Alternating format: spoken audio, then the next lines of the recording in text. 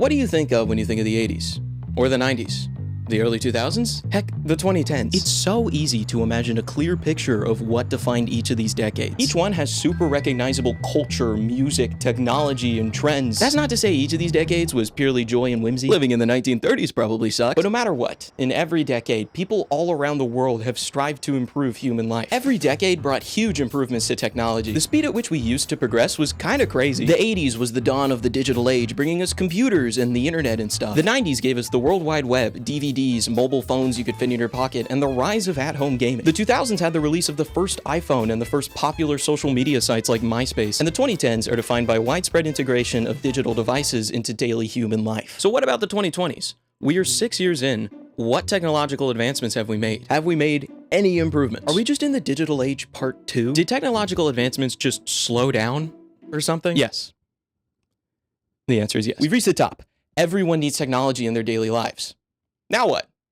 How much more can we integrate it before it becomes fully dystopian? With the internet being so widespread and used by the vast majority of the global population, it's led to these sort of pocket cultures. There's no longer one show that everyone's watching because everyone watches one channel. The internet is huge, and there are so many people in the world. So from this decade onwards, there's probably not going to be any more decades defined by culture. This isn't necessarily a good or bad thing. You might think it's awesome that the internet has brought us opportunities to form more niche communities. Or you might see the loss in real life community and be frustrated by how the internet has taken some of that away. If you were a time traveler and you went back 15 years from today, the world would look roughly the same. But if you were a time traveler in the year 2000 and you did the exact same thing, traveling back to 1985, the world would look completely different. The 1980s had a very vibrant and expressive culture, mostly brought on by MTV. Big hair, colorful clothing, fun music, cool cars. Despite how technology wasn't nearly as advanced as it is today, the 80s were awesome. And the 2000s were also awesome in a completely different way. We got Y2K fashion, which is still very much in style today. Digital music, video games peaked. Opinion. Reality TV was on the rise and insanely popular. Each decade used to be so different, with completely different culture. 70s music, 90s movies, 30s doom and gloom. When people talk about what defines the 2020s, what almost always comes up is generative AI, the global effects of the COVID-19 pandemic, and a lot of nostalgia for the past, especially with the amount of people getting into physical media. This stuff does not make it sound like humanity is moving forward. It sounds like we're deeply separated by people who think AI is the future and people who think we've gone too far and just want to go back now. I don't like generative AI. Most people don't like generative AI. So why are we investing so much time, money, and effort into something that the vast majority of the population does not support? I can maybe see a reality where AI could be useful if it was put towards actual problems, not trying to replace human art and creativity because it's less expensive. And the quote-unquote AI is just an algorithm that's trained to talk like a human. It doesn't think. It just copies. It's like, the Backrooms. Like, how is that useful? At all? How is that not just a weird little entertainment source? Like, genuinely, how is this bettering humanity at all? The only people I know of that genuinely support generative AI are the ones making it. And I don't even know what they could see in it that isn't just fueled by corporate greed and exploitation. It's just a buzzword at this point. Everything is AI. That's AI is the new that's Photoshop. The internet has more bots than humans. There are so many people addicted to AI chatbots. Basically every TikTok comment section feels like bots engagement baiting each other. And AI videos have gotten so photorealistic that half the time it's impossible to tell if a video is fake or not. So AI sucks. And COVID sucked. COVID-19 really changed how most people treat technology. Being stuck at home and having to socially distance from each other made technology less of a tool and entertainment source, but more of an escape. COVID-19 didn't move humanity forward in any way. It really just slowed us down. But it completely changed how we use the internet and social media. Like YouTube. We went from loud 5-minute long videos to hour-long yap sessions. I think we were going to get to this point eventually.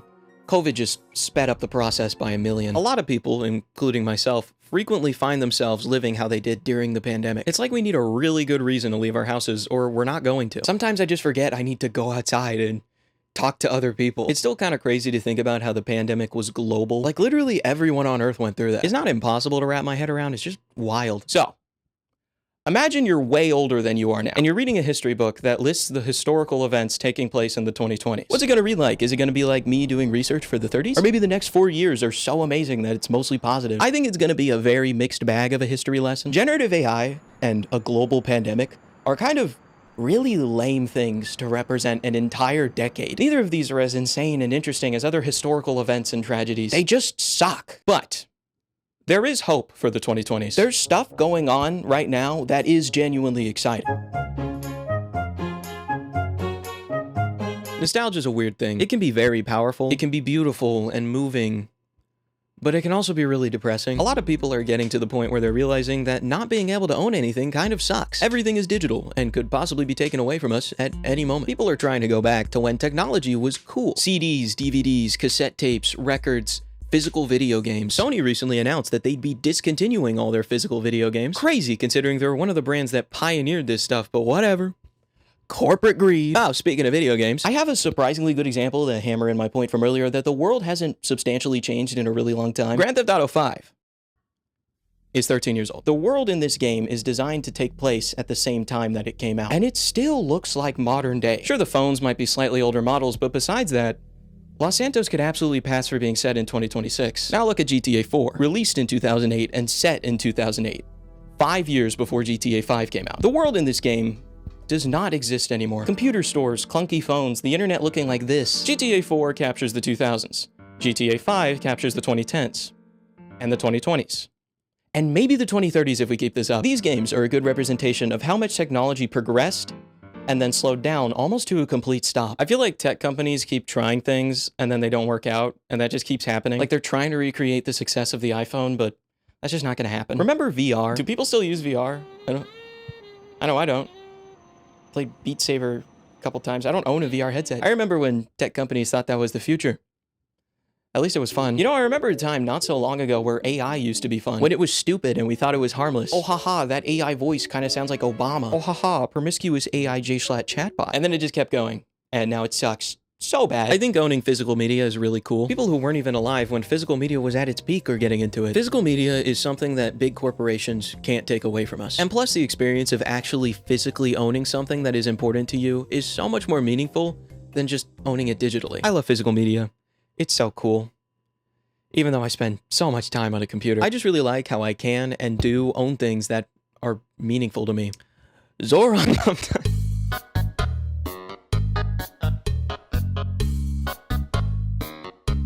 Zoran Mamdani is a beacon of hope. I don't talk about political stuff on this channel, and I don't plan on starting, because we're not talking about politics, we're talking about vibes. And Zoran Mamdani is just such an important part of this decade. It is so awesome and refreshing to see a politician who actually genuinely loves his city and the people in it. Every time I see videos of this man, he comes across like the coolest, most likable guy. Every clip I see, he's just doing something whimsical. Either that or he's doing something that's actually improving the livelihood of the people in New York City. The mayor of New York City, the most populated city in all of America. This guy balanced the budget of America's most populated city in a month. Like, I'm a pretty skeptical person, and I've had the thought that it's all a facade and he's just doing it for the camera. But there is no way that every single day of his life is a facade. He is out in public, just living in New York City.